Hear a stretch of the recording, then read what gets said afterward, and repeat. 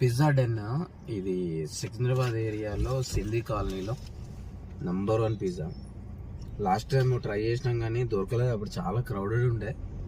జోలీకి ఈరోజు హాస్పిటల్ తీసుకురావాలని చెప్పి బయటకు వచ్చినాము.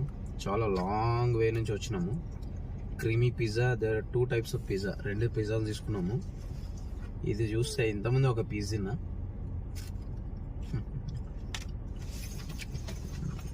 ఎంత బాగుందండి.